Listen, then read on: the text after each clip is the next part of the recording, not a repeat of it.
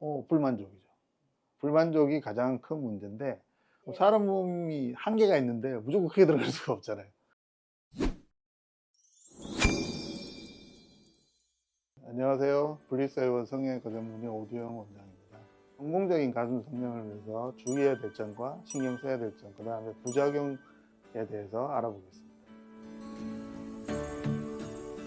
이게 여러 가지가 있는데 꼭 가슴 성형만에 해당되는 이야기는 아니고요. 성형수술을 하는데 성공적으로 되기 위해서는 제일 중요한 게 뭐냐면 자기가 수술 후에 어떤 모습이 되고 싶은지를 본인이 구체적으로 아는 것이 가장 중요합니다. 왜냐하면 자기가 구체적으로 알아야 수술을 해주시는 원장님한테 구체적으로 설명을 해줄 수가 있죠. 그러니까 쉽게 이야기하면 표적을 정확하게 설명을 해줘야 맞추기가 쉬워요. 그러니까 예쁘게라고 표현을 하시면, 물론 예쁘게 하려고 성형수술 하러 오는 건 맞죠. 맞긴 맞는데 예쁘게라고 하는 건 굉장히 추상적인 개념이에요. 거꾸로 질문을 하면은 금방 알 수 있어요. 어떤 게 예쁜 거예요? 라고 물어봤을 때 대답을 할 수 있어야 되는 거예요. 굉장히 어려운 이야기인데 수술하고 난 다음에 어떤 모습이 됐으면 좋겠다. 가슴 같은 경우는 보통 사이즈가 되겠죠. 내가 어느 정도 사이즈를 하고 싶은지를 좀 생각을 좀 하고 오셔서 구체적으로 표현을 해주시면 좋은데 그게 굉장히 쉬운 일은 아닙니다. 여성분들이 가슴에 대해서 거의 잘 몰라요. 그렇기 때문에 전문적인 상담이 필요한 건데, 상담이 필요한 이유가 나는 그냥 내가 가슴이 커졌으면 좋겠다 정도의 생각만 하고 오시거든요. 그 정도 가지고는 수술을 구체적으로 이끌어내기가 사실 쉽지가 않아요.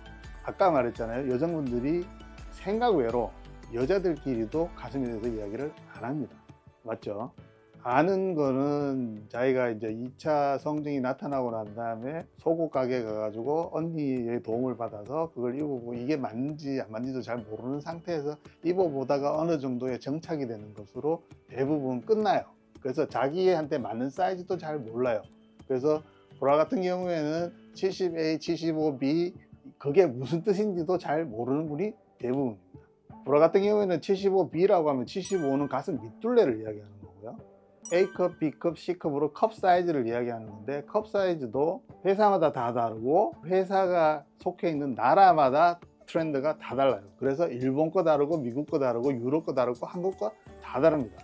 그래서 한국에 계시는 분들도 작으신 분은 일본 거 쓰시는 분 계시고, 큰 분은 미국 거나 유럽 거를 쓰시는 분도, 수입해서 쓰시는 분도 계세요. 그만큼 잘 몰라요.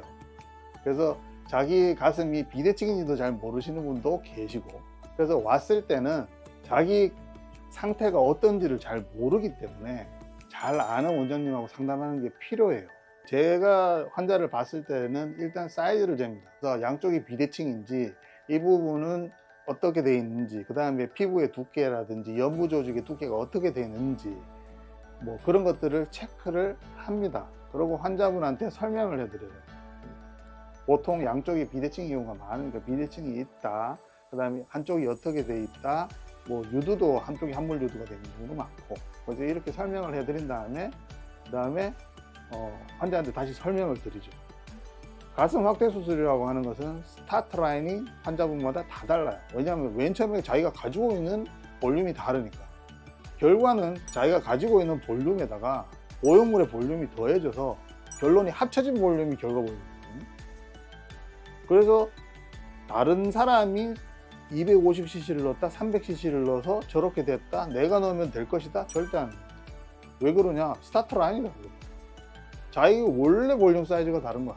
똑같은 게 들어갔다고 해서 결과가 같을 수가 없죠. 그래서 맨 처음에 자기의 상태를 알아야 되고, 그 다음에 본인이 나중에 원하는 상태를 알아야 돼요. 근데 그거를 설명하기가 굉장히 힘들어요. 그렇기 때문에 맨 처음에는 저는 그런 거를 체크를 합니다. 제일 중요한 게 체형, 그 다음에 흉곽의 모양, 사이즈, 그 다음에 지금 가지고 있는 가슴의 사이즈 중에서 밑면이 가장 중요해요. 그런 것들을 체크를 합니다. 수술하시는 분이 오목가슴하고 볼록가슴을 신경을 안 쓰고 수술하는 경우가 대부분이고요. 그 다음에 사전에 환자한테 이야기를 안 해준 게 대부분. 두 가지가 이루어지면 환자분한테 사전에 당신의 체형은 이러하니까 수술했을 때 다른 사람보다 더 뭐 어떻게 될 것이다 라는 이야기를 듣고 수술 후의 모습을 보면 이해가 되는데, 그런 과정이 없는 상태면 자기가 수술을 하고 난 다음에 자기가 그리는 모습이 있잖아요. 수술 후 모습이.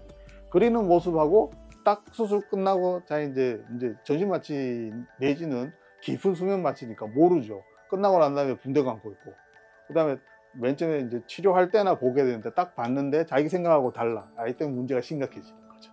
그래서 우리는 보면은 그 감이 오기 때문에 볼록가슴이든 오목가슴의 형태를 띠고 있으면 오염물의 위치가 다르게 넣어야 되고 최종 모습이 환자가 원하는 모양으로 가도록 박리와 오염물의 위치를 조절을 해요.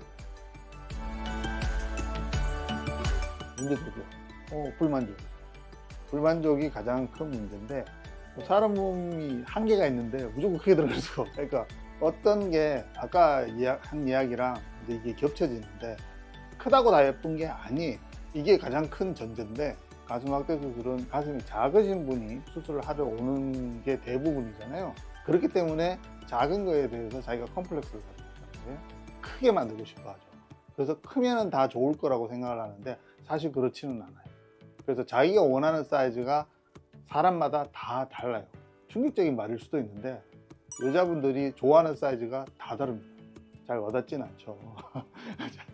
그래서 제가 아까 말씀드린 거예요. 여성분들이 가슴에 대해서 안 치는 게 거의 없어요. 보통의 경우는 환자분의 의견을 따라갈 수밖에 없습니다. 왜냐하면 그 사이즈를 결정을 하는 환자가 이유가 있어서 결정을 했을 테니까. 물론 이제 전문의의 조언이 들어가긴 하지만 그 느낌은 굉장히 주관적인 거거든요. 그래서 옆에서 어느 정도의 조언은 해줄 수 있지만 최종적인 결정은 본인이 해야 된다. 그렇기 때문에 생각을 좀 하셔야 되죠. 있을 수는 있죠. 근데 그 정도까지 무리해서 넣는 경우는 별로 없고, 몸이 작은 경우가 가슴이 작은 경우가 많기 때문에 그런 질문이 나오는데, 몸이 작다고 해서 가슴의 연부 조직이 꼭 작지는 않거든요. 그렇기 때문에 그거하고는 조금 달라요. 원래 가슴 볼륨이 얼마 있느냐에 따라서 덮어주는 볼륨에 따라서 그게 비쳐 보일 수도 있고 아닐 수도 있고, 그 다음에 운동하거나 할 때 가슴의 무브먼트가 어떻게 나올 건지도 어느 정도는 예측이 돼요, 저는. 그렇기 때문에 그런 것도 본인이 뭐 운동을 많이 하시는 경우에는 고려 대상에 넣어도 상관이 없어요. 작게 넣었을 때는 사실 발생하는 문제가 거의 없어요. 다만 이제 수술하고 난 다음에 자기의 만족도가 떨어질 수는 있죠. 그런 문제가 이제 나올 수가 있는 거고, 자기가 그렇게 이제 경제적인 것과 시간적인 것을 투자를 해서 수술을 하는데 너무 작게 한 경우에는 자기가 만족을 못하는 경우가 생기니까 그거는 좀 생각을 하셔야 되죠. 아까 말씀드렸다시피 여성분들이 원하는 사이즈가 다 다르다 그랬잖아요. 근데 그 사이즈를 자기가 모른다는 게 문제예요. 그래서 저희 병원에는 어떻게 드리냐면 어느 정도의 샘플을 가지고 몸에 넣게 해드려 가지고 본인이 직접 만져보시고 그거를 결정하게끔 합니다.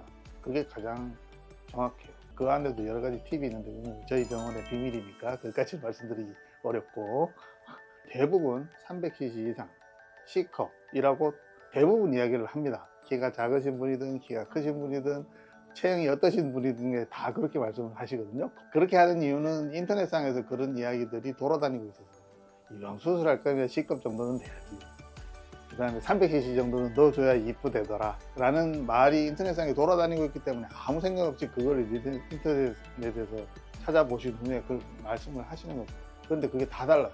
그게 맞지 않아요. 처음에 수술을 성공하고 싶지 않은 사람은 아무도 없죠. 그러니까 전부 다 그러고 싶은데 그게 이제 여러 가지 원인들하고 이제 다 이제 겹쳐지는 건데, 그건 이제 환자가 어떤 이제 라이프스타일을 가지느냐, 그 다음에 직업이 뭐냐, 어떤 행동을 주로 하느냐에 따라서 영향을 좀 받을 수가 있을 것 같은데요. 겨드랑이 절개 같은 경우에는 보통 통증이 많이 유발될 수가 있어서 빠른 회복을 원하시는 분들은 그게 맞지가 않고, 그 다음에 보형물의 상방 이동이 가능하거든요. 그렇기 때문에 윗가슴 쪽으로 볼록 올라오는 형태가 나올 수가 있으니까 그거 조심하셔야 되고, 유륜절개 같은 경우에는 이제 사실은 어느 분도 할 수가 있는데 유륜 근처에 칼을 대는 걸 무서워하시는 분들이 하기가 조금 힘들어진 문제가 있을 수가 있는데, 다른 뭐 해부학적인 요인으로서 유륜절개가 안 되는 경우는 별로 없어요. 유륜이 너무 작은 경우를 제외하고는. 그 다음에 밑절 같은 경우에는 굉장히 회복이 빠르고 좋은 수술 방법인데 아래쪽에 어느 정도 사이즈가 있어서 처지지 않으면 보일 수 있다는 단점이 있어서 그것만 고려하시면 될 것 같아요. 많은 경험이 있으신 원장님한테 가서 상담하시고 수술하시기를 권해드립니다.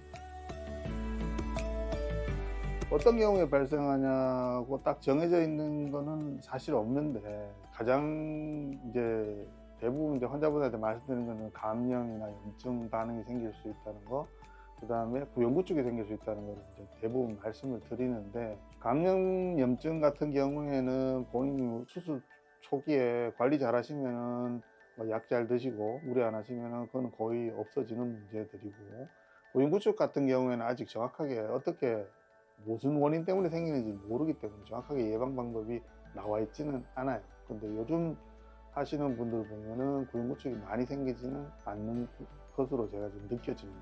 만약에 구연구축이 생기게 되면 그때 제가 또 나름대로 또 하는 방법이 있거든요. 모든 분한테 말씀드릴 필요는 없으니까 여기서 생각합니다. 현재는 사후 관리는 거의 손을 안 대셔도 괜찮을 정도의 제품이 나오고 있어요. 뭐 필요하신 분도 있는데 그거는 이제 수술 후에 경과를 보면서 필요하신 분한테 그거를 이제 보내드리고 있고요. 저희 병원에서는 뭐 어느 정도의 사후 관리가 마사지나 포함되어 있는 경우가 있으니까 그거는 뭐 걱정하지 마시고 본인이 받아보시고 그게 더 좋으시면은 연장을 하시면 돼요. 엎드려서 주무시는 분들이 계시잖아요. 바로 주무시고, 그런 분들이 이제 내가 언제부터 엎드려서 잘 수 있느냐라는 질문을 하시곤 하는데, 그런 분들이 자기는 엎드려서 잤기 때문에 다른 분보다 촉감이 좋다 라고 이야기를 하시는데 꼭 그렇지는 않고 사람마다 다릅니다. 그거는 뭐 일정하게 딱 정해져 있는 룰 같은 거는 없습니다. 제가 꼭 하지 말라고 하는 거는 한방에 가셔서 가슴에 침 맞히는 거예요. 딱 이해가 되죠. 그거는 어느 정도 침이 더 안쪽으로 들어가면 그게 보형물을 터뜨릴 수가 있기 때문에, 언뜻 이해가 안 되시는 분이 있는데 가슴에 그 골드침 맞으시는 분 계세요. 있습니다. 그래서 말씀드립니다. 뭐 하고 난 다음에 초반에는 좀 느껴진다 그러세요. 보통 일주에서 2주? 한 달 넘어가시면은 잘 몰라요. 커졌기 때문에 이제 익숙하지 않죠. 익숙하지 않아서 그거에 대해서 익숙해지는데 시간이 좀 필요한 거지. 익숙해지고 나면은 그 다음부터는 이제 자기. 가슴 수술, 확대 수술은 생각 외로 굉장히 만족도가 높은 수술입니다. 만족 안 하신 분 거의 찾아보기 힘들 정도거든요. 그렇기 때문에 생각하고 계시면 한번 용기를 내셔서 상담을 받아보시라고 말씀드리고 싶습니다.